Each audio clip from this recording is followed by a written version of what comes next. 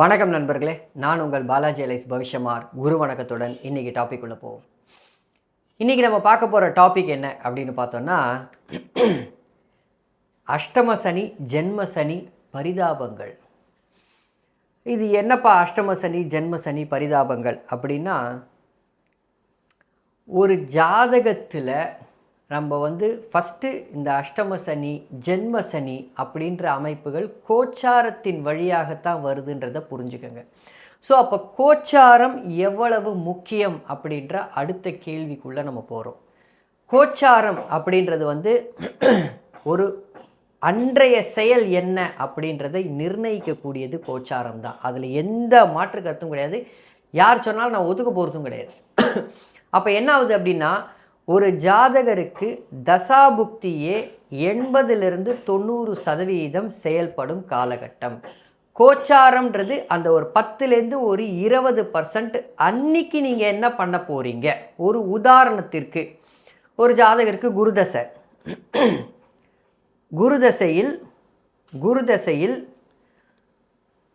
5ஆம் அதிபதியான சனி புக்தின்னு வச்சுக்கோங்க. ஒரு உதாரணத்துக்கு துலா லக்னம், 5ஆம் அதிபதியான சனி புக்தி, அதில் தசை புக்தி அந்தரம் இதெல்லாம் போய் சூட்சமம் பிராணனம், அந்த பிராணனத்தில் வரும் பொழுது 5ஆம் திருப்பி சனியோடைய பிராணனமே நிற்கும் பொழுது 5ஆம் வீடுன்னு நிற்கும். ஸோ 5ஆம் வீட்டோடைய அந்த அமைப்புகள் அங்கே செயல்படும். இதில் கோச்சாரத்தில் உங்களுக்கு கோச்சாரமும் கை கொடுக்குமே ஆனால், அப்போது 5ஆம் வீட்டோடைய குழந்தை அமைப்புகள், 5ஆம் வீட்டோடைய எண்ணம் செயல் அமைப்புகள் மற்றும் 5ஆம் வீட்டோடைய உங்களுக்கு மற்ற அமைப்புகள், கேம்பிளிங்காக இருக்கட்டும் இல்லை அதிர்ஷ்டமாக இருக்கட்டும், எது வேணாலும் இது செயல்படும் கோச்சாரம் கை கொடுக்கும்போது. அப்போது இங்கே என்ன நடக்குது அப்படின்னா, ஒரு தசாபுக்தியே பெருவாரியான ஒரு மக்களுக்கு, ஒரு அந்த ஜாதகருக்கு உண்மைத்தன்மையை எடுத்து கொடுக்கக்கூடிய அமைப்பில் இருக்குது. அப்போது இங்கே அஷ்டம சனி, ஜென்ம சனி எல்லாம் என்ன சார் பண்ணுது, அப்போ இதெல்லாம் சும்மாவா அப்படின்னு அடுத்து கேட்கக்கூடிய ஒரு அமைப்புகளுக்குள்ளே நம்ம போயிடுறோம். சும்மாலாம் கிடையாது. அந்த சமயத்தில் என்ன அமைப்புகள், இதை நான் ரொம்ப எளிமையாக சொல்லியிருக்கேன். ஒரு சில அமைப்புகளில் இதை நான் எப்படி சொல்லியிருக்கேன் அப்படின்னா, ஒரு ஜாதகருக்கு ஒரு ஜென்ம சனி வச்சுப்போம். ஒரு ஜென்ம சனி, இப்போ சனி இந்த சந்திரன் மேலே மீன ராசிக்கு போகிறார். உங்கள் சுய ஜாதகத்தில் மீன ராசி மேலே சந்திரன் போகிறார். ஸோ அப்போ உங்கள் சுய ஜாதகத்தில்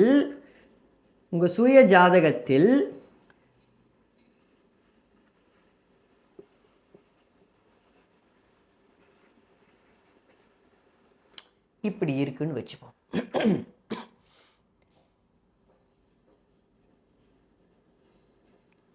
ஒரு உதாரணத்திற்கு உங்கள் சுய ஜாதகத்தில் சனி, அதாவது இப்படி கூட வேண்டாம், இப்படி வச்சுப்போம். குருவை இங்கே போடுறது காட்டிலும் குருவை நான் இங்கே போடுறேன்.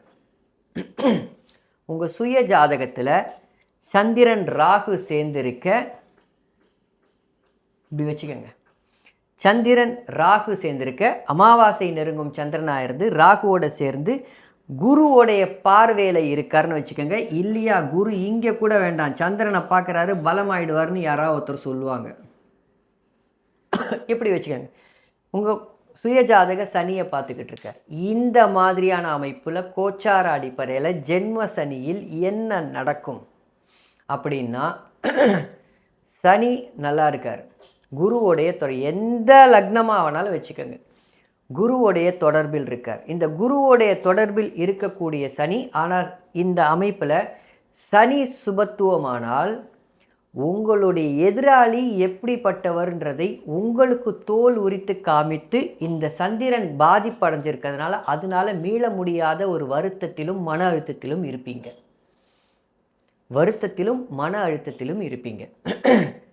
உங்களுடைய சுய ஜாதக சனி. அதே மாதிரி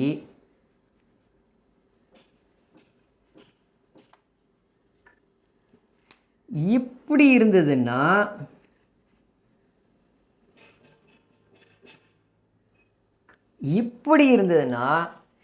நீங்கள் எப்படிப்பட்டாலும், சனி பாதிப்படைஞ்சதுன்னா நீங்கள் எப்படிப்பட்டவர்ன்றதை உங்களுடைய ஆப்போசிட்டில் இருக்கக்கூடிய ஆளுகள்லாம் தோல் உரிச்சு காமிச்சு அதனால் மன வருத்தம் அடைவீங்க. அந்த மன வருத்தத்தை தாங்கிக் கொள்வது குருவோடைய பார்வையில் சந்திரன் இருக்கக்கூடிய அமைப்பு. இவ்வளவு தான் இந்த கோச்சாரத்தில் அமையக்கூடியது. இதே மாதிரி தான் அஷ்டம சனிக்கும் எடுத்துக்கோங்க. ஆனால் இங்கே என்ன நடக்குது? பெருவாரியாக ஒரு ஜாதகத்தை எடுத்த உடனேயே அந்த ஜாதகர் இப்போ வரக்கூடிய அமைப்புகள் ரொம்ப சிம்பிளாக சொல்கிறேன். இப்போ கடந்த ஒரு 2.5 வருஷமாக ஜாதகத்தை எடுத்த உடனே கும்பராசி உனக்கு ஜென்மசனி நடக்குது, கடகராசி உனக்கு அஷ்டமசனி நடக்குது, உனக்கு நல்லா இல்லை, தசாபுக்திக்குள்ளேயே போகாமல் உனக்கு நல்லா இல்லை அப்படின்னு சொல்கிற அமைப்பு தவறு. இது யாராக இருந்தாலும் சரி, எப்பேற்பட்ட அவங்களா இருந்தாலும் சரி, தவறு. ஒரு ஜோதிடர்கிட்ட ஜாதகம் ஏன் பார்க்க வராங்க? அவங்க நல்லா இல்லைன்னு தான் பார்க்க வராங்க. இதுதான் உண்மை. அதுவும் இல்லாமல் அவங்களுக்கு என்ன ஒரு சில விஷயங்கள் தேவையோ அது சரியா தவறான்னு தெரிந்து கொள்வதற்காக வருகிறார்கள். ஒரு முக்கியமான முடிவு எடுக்கிறதுக்காக வராங்க. ஸோ அப்போ இந்த மாதிரி அமைப்புகள், ஏன்னா என்ன பார்த்தீங்கன்னா என்னுடைய கணிக்கிற விதத்தில் நான் போர்டில் போட்டு உங்களுக்கு ஜாதகங்கள் சொல்லும்போது கூட என் கண்ணில் அஷ்டம சனியும் ஜென்ம சனியும் சில சமயத்தில் பட்டாலும் சொல்ல மாட்டேன். ரொம்ப ரிஃபைண்டாக அதை மட்டும் சொல்ல மாட்டேன். கடைசி அமைப்பாக தான் ஜென்மசனி சொல்வேன். இப்போ சமீபத்தில் கூட நான் ஒரு உச்சனின் வீட்டில் அமர்ந்த கிரகத்தோடைய ஒரு ஜாதகம் போட்டேன். அவருக்கு கும்பராசி, ஜென்மசனி அதனால தான் வேலை போச்சு சொன்னாங்க. ஜென்மசனி அதனால தான் வேலை போச்சு, 7.5 சனி நடந்துக்கிட்டு இருக்கு. என்கிட்ட கூட ஒரு 2 பேர் கால் பண்ணாங்க. ஒருத்தர் மட்டும் இல்லை, ஒரு 2 பேர் கால் பண்ணாங்க. இன்னொருத்தர் ஒரு மெசேஜ் அனுப்பிச்சார், சார் ஜென்மசனின்றதை கவனிச்சிங்களான்னு அனுப்பிச்சார்.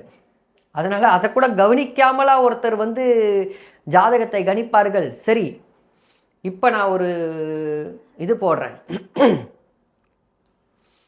ஏன்னா சில சமயங்களில் உண்மை கசக்கும், சில சமயத்தில் உண்மை கசக்கும். இது ஒரு உண்மை ஜாதகம்.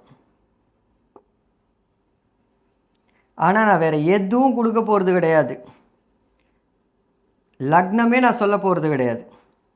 ஏன்னா உங்களுக்கு, அதாவது பார்க்குறவங்களுக்கு ஜென்மசனியா அஷ்டம சனியான்றது தானே உங்கள் கண்ணில் படுது. அதனால் நான் லக்னமே தரமாட்டேன்.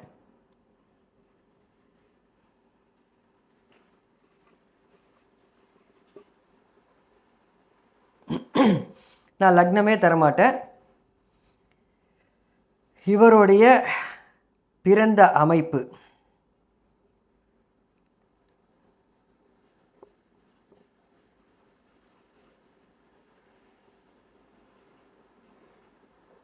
ஆயிரத்தி 1984 பிறந்தது. லக்னமே வேணாம் சார், லக்னமே வேணாம். இவருக்கு ஜென்மசனி. இதை வச்சே என்ன தசாபுக்தின்னு கண்டுபிடிச்சிருவீங்க. சனி தசையில் ராகு புக்தி, ஜென்மசனி பொழுது. சனி தசையில் ராகு புக்தி, ஜென்மசனி பொழுது. லக்னத்தை வைத்தால் மட்டுமே தானே கோச்சாரத்தில் ஜென்மசனின்னு ஒரு அது மேலே தூக்கி பழிய போட்டுடுறோம்.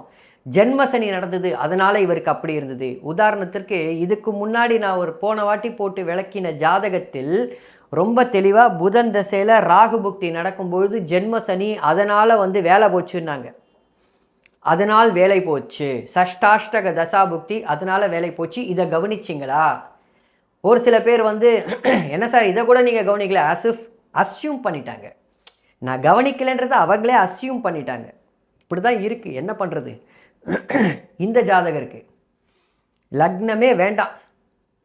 லக்னத்தை போட்டால் தானே தசாபுக்திக்குள்ளே என்ன லக்னம், அவர் என்னவாக செயல்படுகிறார்ன்றது உங்களுக்கு வருது. எதுக்கு லக்னம் முக்கியம், தசாபுக்தி முக்கியன்றது உணர்த்துறதுக்கு தான். சனி தசையில் ராகு புக்தி 2022 2025 இன்னும் அவருக்கு 10ஆம் மாதம் வரைக்கும் இருக்குது. அவருக்கு 10ஆம் மாதம் வரைக்கும் இருக்குது. இவருக்கு என்னாச்சு, வேலை போச்சா? சஷ்டாஷ்டக ராகு. இங்கே நான் டிகிரியை கூட கொடுத்துட்றேன், ஒரு நிமிஷம் இருங்க. ஏன்னா டிகிரி சில சமயத்தில் ரொம்ப முக்கியமாக செயல்படும். ஏன்னா எனக்கு ரொம்ப முக்கியம், மற்றவங்களுக்கு முக்கியமோ இல்லையோ எனக்கு சாரம் முக்கியம். 19 13 20 29 9 17 19 18 22 ரொம்ப நீங்கள் எப்படி வேணாலும் வச்சுக்கோங்க, எப்படி வேணாலும் வச்சுக்கோங்க. ராகு 19 டிகிரியில் சந்திரனுடைய சாரத்தில் இருக்குது, 19 டிகிரியில் சந்திரனுடைய சாரத்தில் இருக்குது. சாரம் அடிப்படை ஏன் தேவைன்னு சொல்கிறதுக்காக நிறைய விஷயங்கள் இருக்குது. சந்திரனுடைய சாரத்தில் இருக்குது. இவர் 22 டிகிரியில் குருவோடைய சாரத்தில் இருக்குது. இந்த சனி தசை ராகு புக்தியில் அவருக்கு என்ன நடந்ததுன்றதை நான் சொன்னேன். ஜென்ம சனியெல்லாம் தூக்கி ஓரம் வைங்க. கடைசியில் அவருக்கு நான் சொன்னது, என்ன பண்ணிச்சு உங்கள் ஜென்ம சனி? ஒன்றுமே பண்ணலையே உங்களுக்குன்னு. நான் இது இத்தனைக்கும் சந்திரனை விட்டு ஒளி ஒளி ஒளி அமைப்புகளில் அவ்வளோ ஒளியெலாம் ஒன்றும் இல்லை சந்திரனுக்கு. ஒன்றுமே பண்ணலையே என்ன? ஆமாம் சார், ஒன்றுமே பண்ணல. இன்ஃபேக்ட் எனக்கு ஜென்மசனி நடந்து தானே எனக்கு தெரியலைன்னாரு. அவ்வளோதான் விஷயம். வேணா நம்ம இது திருக்கணிதத்தில் போட்டிருக்கு. இல்லை வாக்கிய பிரகாரம் அடுத்த வருஷம்தான், இந்த வருஷம்தான் அவருக்கு ஜென்மசனி வருதுன்னு மனம் மாற்றிக்கலாமா? அப்படிலாம் மாற்றிக்க முடியாது. திருக்கணித பிரகாரம் இப்போ தான் அவருக்கு ஜென்மசனி முடிந்து விட்டதுன்னு வச்சுக்கோங்க. ஜென்மசனி 13 டிகிரியில் இருக்க, இப்போ முடிஞ்சு அவர் மீனத்துக்கு ஏறிட்டார், சனி ஏறிட்டார். 2022லேருந்து 25 வரைக்கும் அவருக்கு நடந்தது ஜென்மசனி அமைப்புகள், கடுமையான ஜென்மசனி அமைப்புகள். 23லேருந்து வச்சுக்கோங்க, கடுமையான ஜென்மசனி அமைப்புகள். இவருக்கு போட்டு ஒரு வழி கிழிச்சு வச்சிருக்கணுமே. என்ன நடக்குது? பேசிக்காக என்ன நடக்குது? ஒரு ஜாதகத்தை பார்த்த உடனே ஜென்மசனினா நீ நல்லா இல்லை, வம்பு வழக்கு அசிங்கம் அவமானம் எல்லாம் வரும். உனக்கு இது நல்லா இல்லை, உனக்கு அந்த நேரம் நல்லா இல்லை. நேரம் நல்லா இல்லைன்னு சொல்கிறதுக்கு எதுக்கு ஜோசியர்கிட்ட வராங்க? என்ன நடக்கும்னு கேட்குறதுக்கு தானே வராங்க. சார் எனக்கு ஜென்ம சனியில் என்ன நடக்கும், இதுதானே வார்த்தை. ஜென்ம சனியில் எனக்கு என்ன நடக்கும், அஷ்டம சனியில் என்ன நடக்கும், இதுதானே ரொம்ப முக்கியமான தேவைப்படக்கூடிய கேள்வி. அதுக்கு தானே வராங்க. ஸோ அந்த அமைப்புகளை விட்டு ஜென்ம சனி உனக்கு நல்லா இல்லை, ஜென்ம சனியை கவனித்தீர்களா, அதனால தான் வேலை போயிடுச்சு அப்படின்னா இவருக்கு என்ன வேலை போச்சு? இல்லை, ரொம்ப வருஷமாக ஒரே வேலையில் தான் இருக்கார். வெளிநாட்டுக்கு போயிட்டு வரார், சுற்றிட்டு வரார், நிறைய காசு இருக்குது, நிறைய அமைப்புகள் இருக்குது, ஒரு பிரச்சனையும் இல்லை. அப்போது இதை எதை வைத்து நிர்ணயம் செய்வீர்கள்? தசாபுக்தி ரொம்ப முக்கியம், தசாபுக்தி ரொம்ப முக்கியம். லக்னம் என்னன்னே கொடுக்கல. எந்த லக்னமாக வேணாலும் எடுத்துங்க, நீங்களே வேணால் போட்டுங்க. கடக சிம்ம லக்னமாக இருந்தால் ஐயோ சனி 6 8ஆம் அதிபதியாக ஆகிடுவார். 6 8ஆம் அதிபதியாக ஆகிட்டார்னா சனிக்கு எடுத்திருப்பார். அப்போ கடக சிம்ம லக்னம் கிடையாது. நீங்கள் போட்டுக்கோங்க, ஏன்னா இப்படி தான் நீங்கள் வருவீங்க. அப்போ கிடையாது. கன்னியா லக்னமாக எடுத்துட்டா கூட 6ஆம் அதிபதியான சனி நல்லதை செஞ்சுருக்க மாட்டார். அந்த சனி தசை சூப்பராக இருந்தது அவருக்கு. நான் சொன்ன பதில் அவருக்கு, சனி தசை கெட்டு போச்சுன்னு நினைக்கிறீங்களா சார்? சூப்பராக உங்களுக்கு சனி தசை இருந்தது. என்ன பிரச்சனை உங்களுக்கு இருந்தது சொல்லுங்கள். சனி தசையில் என்ன? ஒன்றுமே பிரச்சனை இல்லை சார், நல்லா இருந்தேனார். ஒரு நாள், ஒரு 4 மாதம் நான் கேட்ட கேள்வி அவர்கிட்ட, ரொம்ப தெளிவாக கேட்ட கேள்வி, ஒரு 4 மாதம் நான் வேலை இல்லாமல் உக்காந்தேன்னு சொல்லுங்க பார்ப்போன்னு. இல்லவே இல்லைன்ட்டார். இன்னும் சொல்லப்போனால் இந்த சனி தசை ராகு புக்தியில் நிறைய பணம் வந்தது, நிறைய பணம் வந்தது. 1க்கு 2 வேலை பண்ணி அட்டகாசமாக பணம் சம்பாதிச்சேன் சார்னார். இது அவரே சொன்னேன். நான் சொன்னேன் மறைமுகமாக பணங்கள் வந்திருக்குமேன்னு. நிறைய சம்பாதிச்சேன் சார். சனிக்கு சாரம் கொடுத்தது சந்திரனை, அந்த சந்திரன் ராகுக்கு சாரம் கொடுத்தது சந்திரனை, அந்த சந்திரன் 10ல் உட்காந்துருக்கு, ராகுக்கு 10ல் உட்காந்து கண்டிப்பாக கொடுப்பார். எந்த லக்னமாக ஆனாலும் இருக்கட்டும், கண்டிப்பாக கொடுப்பார். இதைதான் சார அடிப்படையில் அப்படின்னு சொல்கிறேன். ஸோ ஒரு ஜாதகத்தை எடுத்த உடனேயே நான் அஷ்டம சனியா ஜென்ம சனியான்றதை உங்களுக்கு விளக்கலை அப்படின்றதுனால நான் அதை கவனிக்கலை என்ற அர்த்தம் இல்லை. மறுபடியும் சொல்கிறேன், அர்த்தம் இல்லை. இது ஒரு உதாரணத்திற்கு நான் உங்களுக்கு போட்டிருக்கேன். ஒரு பானை சோறுக்கு ஒரு சோறு பதம் என்ற அடிப்படையில் உங்களுக்கு ஒரு உதாரணம் போட்டு காமிச்சிருக்கேன். இந்த மாதிரி என்கிட்ட ஒரு 20-30 ஜாதகத்துக்கு மேலே இருக்குது. 20-30 ஜாதகத்துக்கு மேலே இருக்குது. எனக்கு ஒரு சமூக பொறுப்பு இருக்குது. எடுத்து உங்களுக்கு ஒரு ஜாதகத்தை போட்டு விளக்குறேன்னா அந்த ஜாதகத்தில் நான் ஜென்ம சனி நடந்திருக்கு பாருங்கன்னு சொன்னால் அதில் ஒரு செக் இருக்குன்னு அர்த்தம். அப்போ தான் நீங்கள் ஜென்மசனி அமைப்புகள் என்ன பண்ணிச்சுன்னு போய் பார்க்கணும். அந்த ஜென்மசனியில் என்ன பிரச்சனை கொடுத்ததுன்றதையும் சேர்த்து சொல்லுவேன். ஜென்மசனியே சொல்லலைன்னா அது தசாபுக்தியோடைய அடிப்படையில் தான் பெருவாரியாக நடக்குது. இதுதான் உண்மை. அப்போ சனி என்ன சார் பண்ணுது? சும்மா ஜென்ம சனி என்ன பண்ணுது? ஆமாம், டென்ஷனை கொடுக்கும், டாலரன்ஸ் லெவலை கம்மி பண்ணும். சந்திரன் மேலே போகிறாருல, டாலரன்ஸ் லெவலை கம்மி பண்ணும், கண்டிப்பாக பண்ணும். அதில் எந்த மாற்று கருத்தும் கிடையாது. அந்த டாலரன்ஸ் லெவல் இவருக்கும் கொஞ்சம் கம்மியாச்சு. அப்படியே டென்ஷன்லேயே போச்சு. 1க்கு 3 வேலை பண்ணுறாருன்னா டென்ஷன்லேயே தான் போகும். அதுக்காக பணம் இல்லை, எல்லாம் போச்சு, இது போச்சு, அது போச்சு, மூஞ்சில் சாணியை அடித்தாலும் தொடச்சிக்கோன்ற அர்த்தமாக அப்போலாம் ஒன்றும் கிடையாது. அப்போ ஜென்மசனி என்ன பண்ணும், அஷ்டமசனி என்ன பண்ணுன்றதை நம்ம கணிக்கவே இல்லைன்னு அர்த்தம். மறுபடியும் சொல்கிறேன், ஒரு ஜாதகத்தை ஒரு ஜோதிடர் வருதுன்னா முதல்ல அஷ்டமசனி ஜென்மசனிக்கு கண்ணு போகக்கூடாது, போகவே கூடாது.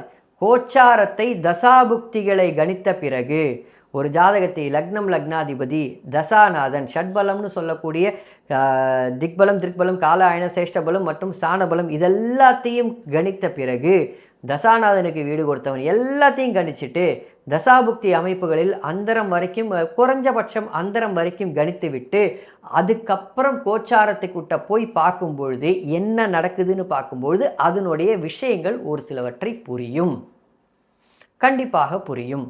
ஏன்னா நான் மறுபடியும் ஒரு ஒரு ஒரு அமைப்பு வச்சு தான் சொல்கிறேன், வைக்காமல் சொல்லலையே. அதாவது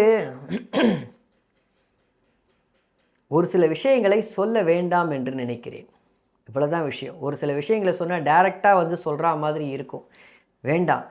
என்ன ஃபாலோ பண்ணுறீங்கன்னா தசாபுக்தியை முதல்ல பாருங்கள். உங்கள் கண்ணு கோச்சாரத்தில் அஷ்டமசனி நடக்குதா ஜென்மசனி நடக்குதான்றதை முதல்ல உங்கள் கண்ணு போகவே கூடாது, கடைசி அமைப்பாகத்தான் போகணும். ஜாதகம் பின்ன என்ன செயல்படும்?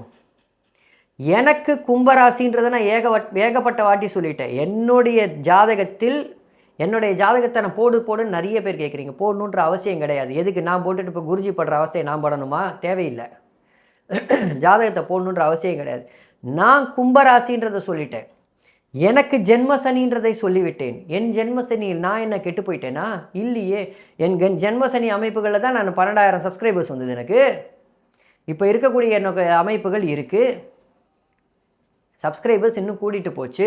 என்னை வெளி உலகத்துக்கு கொண்டு வந்து உங்களுக்கு முன்னாடி நிற்க வச்சதே இந்த ஜென்மசனி தான். சரி, ஒருவேளை வந்து அந்த ஜென்மசனி அது இல்லை, உடனே அவருக்கு இந்த ராசியாக அவர் கிடையாது, அவர் உடனே மாற்றிடலாமா? லக்னத்தை மாற்றுற மாதிரி இல்லை, அவர் மகர ராசியாக இருப்பார், இல்லை மீன ராசியாக இருப்பார்னு மாற்றிடலாமா? அப்படிலாம் இருக்க முடியாது. எனக்கு ஜென்மசனியில் தான் என்னுடைய வேலையில் கூடுதல் பொறுப்பு கிடச்சிது. என்னுடைய ஜென்மசனியில் தான் நான் இருக்கிற ஒரு வேலையில் இன்னொரு வேலை மாற்றி நல்ல சம்பளம் வந்தது. அப்போ அந்த சுய ஜாதகத்தில் என்ன பண்ணுது? மற்ற கிரகங்கள்லாம் வேடிக்கை பார்த்து சிரிக்கலாம் ஆரம்பிச்சிடும். ஒரு கோச்சாரத்தில் அதை மட்டுமே பிடிச்சிக்கிட்டு நம்ம வந்து பலன் சொன்னோம்னா சரியாக வராதுல்ல. அப்போது ஒரு ஜென்மசனியோ அஷ்டமசனியோ நம்ம பாத்ரூமில் உட்காந்து அழகிற நிலைமைக்கு ஆகுதுன்னா எதனால் அப்படின்னு கண்டுபிடிக்க வேண்டியது ஒரு ஜோதிடருடைய கடமை. ஒரு இடத்துல உட்காந்து மன அழுத்தம் காரணமாக அழறாங்க, ஏன் அழறாங்க? அந்த அழற நிலைமைக்கு ஏன் கொண்டு வருது? அந்த அழற நிலைமைக்கு அந்த ஜாதகரை ஏன் கொண்டு வருது? அதுக்கு மெயினாக எடுக்க வேண்டியது சனியும் சந்திரனையும் மட்டும்தான். உங்களுடைய சனி ராகுவுடனோ கேதுவுடனோ செவ்வாயுடனோ, செவ்வாய் கூட சொல்ல மாட்டேன், அந்த இடத்துல ஆதிபத்தியத்தை அவர் செய்ய ஆரம்பிச்சிருவார். செவ்வாய்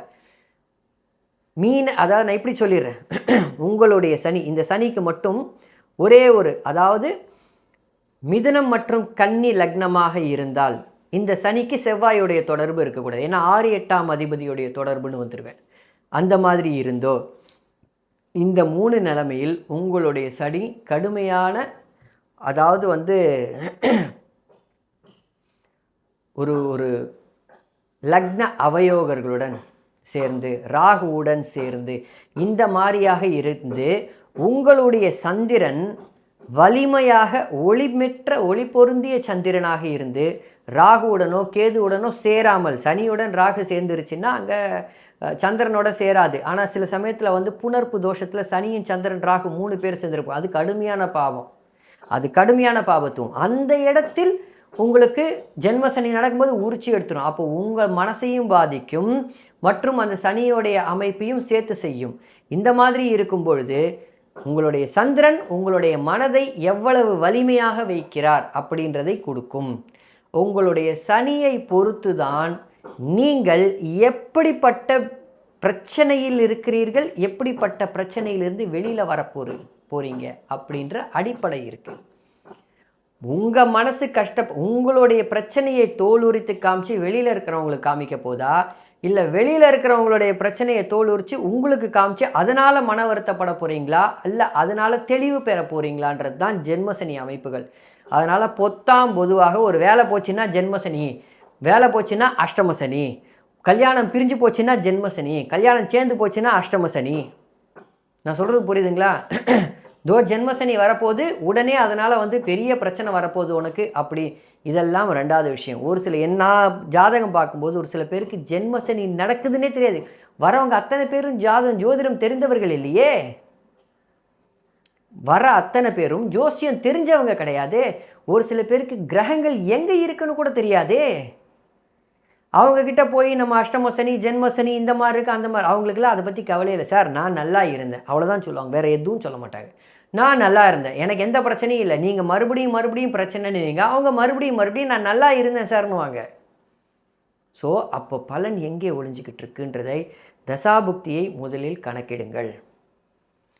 ஜென்மசனி அஷ்டமசனிலாம் கடைசியில் போடுங்க. குறைஞ்சபட்சம் என்ன ஃபாலோ பண்ணுறவங்க, நான் மறுபடியும் சொல்கிறேன், நீங்கள் மற்றவங்கள நிறைய பேர் ஃபாலோ பண்ணுறீங்கன்னா என்னையும் சேர்த்து ஃபாலோ பண்ணுற சமயத்தில் ஒரு முறை உங்களுக்கு வரக்கூடிய ஜாதகத்தில் ஜென்மசனியாக இருந்ததுன்னா அதை ஒதுக்கி வச்சுட்டு தசாபுக்தியில் பலன் எடுத்துட்டு அதுக்கப்புறமா ஜென்மசனியை கடைசியில் பொறுத்துங்கள். எடுத்த உடனே ஜென்மசனியை பார்க்காதீங்க. பார்த்தீங்கன்னா அஷ்டமசனியை பார்த்தீங்கன்னா அதுக்கப்புறம் ஒட்டுமொத்தமாக ஒரு பலன் சொல்லுவீங்க. உங்களுக்கு நல்லா இல்லை, நீங்கள் நல்லா இல்லை, அதாவது ஜாதகர் நன்றாக இல்லை அப்படின்றதுனால தான் ஜோசியம் கேட்க வராங்க.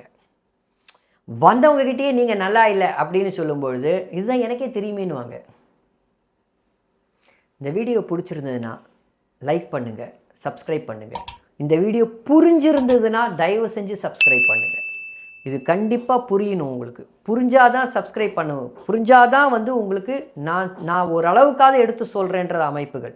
சப்ஸ்கிரைப் பண்ணுங்கள், இன்னும் நிறைய பேருக்கு ஷேர் பண்ணுங்கள். இந்த ஜென்மசனி அஷ்டமசனி விஷயங்கள் கண்டிப்பாக நிறைய பேருக்கு தெரியணும். எப்போ பாரு ஜென்மசனின்ற விஷயத்தில் ஒரு ஜாதகத்தை கடத்திட்டா, இப்போ ஒரு உதாரணத்துக்கு சொல்கிறேன், ஒரு ஜோசியக்காரங்க கிட்ட எப்போவுமே பெரும்பாலான 50% ஜென்மசனி அஷ்டமசனி ஜாதகங்கள் வரும். 50% வரும். அப்போ 50% நீங்கள் சொல்கிற பலன் எல்லாமே தோராயம்தான். இதான் உண்மை. தோராயமாக தான் சொல்கிறீங்க. உண்மையான பலன் எங்கே சொல்கிறோம்? தோராயமாக தான் சொல்கிறோம். உனக்கு நேரம் சரியில்லை, இப்போது நான் தொழில் பண்ணலாமா சார்? பண்ணிடாத சார். நான் வேலைக்கு போகலாமா சார்? வேலைக்கு இப்போ பிரச்சனையில் இருக்குது சார், வேலை போயிடும். ஏன்னா உனக்கு ஜென்மசனி நடக்குது, அஷ்டமசனி நடக்குது. இது சரியான பதில் இல்லை. மறுபடியும் சொல்கிற சரியான பதில் இல்லை. அப்படி தோராயமாக சொல்லி பழகாதீங்க. தப்பானா பரவாயில்ல, என்னப்போ தலையை பிடுங்கிடுவா போகிறாங்க, அப்படிலாம் பிடுங்க மாட்டாங்க. ஏன் எனக்கு தப்பு வருது இல்லையா? வருதே, திருத்திக்கங்க, அவ்வளோதான். அப்புறம் என்ன இருக்குது? என்ன ஜோசியம் என்ன பாருங்கள், நான் 16 வருஷமாக ஜோதிடம் பார்க்குறேன். அவ்வளோதானே? உடனே கரை கண்டுட்டேன்னா இல்லை, இன்னும் எனக்கு 285 வருஷம் பாக்கி இருக்குது ஜோசியம் கற்றுக்கிறதுல. அந்த மாதிரி 40 வருஷம் ஜோதிடத்தில் கரை கண்டு விட்டேன்றவங்களுக்கெல்லாம் இன்னும் 260 வருஷம் ஜோதிடம் கற்றுக்கிறதுக்கு உண்டான அமைப்புகள் இருக்குது. 50 வருஷம் 60 வருஷமாக ஜோசியம் பார்க்குறேன்றவங்களுக்கு 240 வருஷம் இன்னும் ஜோசியம் கற்றுக்கிறதுக்கு இருக்குது. ஸோ அப்போ ஜோதிடம் கற்றுக்காத வருடங்கள் என்னன்னு பார்த்தீங்கன்னா ஜாஸ்தியாக இருக்கிறதுனால தப்பு வந்தால் பரவாயில்லை. அப்போ எப்போ கற்றுப்பீங்க? தப்பு வந்தால் பரவாயில்ல, தசாபுக்தியை வச்சு சொல்லுங்கள். தசாபுக்தியுடைய அமைப்பை வச்சு சொல்லுங்கள். கோச்சாரத்தை கடைசியில் சேருங்க, கரெக்டாக பொருந்தும். வெறும் கோச்சாரத்தை முன்னாடி கொண்டு வந்து தசை நல்லா இல்லை, உனக்கு இந்த நேரம் நல்லா இல்லைன்னா நல்லா இல்லைன்றதுக்காக தான் வராங்க. அவங்க என்ன நல்லா இல்லை, ஏன் நல்லா இல்லை, எதனால் நல்லா இல்லைன்னு சொல்ல வேண்டியது ஒரு ஜோதிடருடைய கடமை. புரியுதுங்களா? அடுத்த பதிவில் பார்ப்போம். நன்றி நண்பர்களே.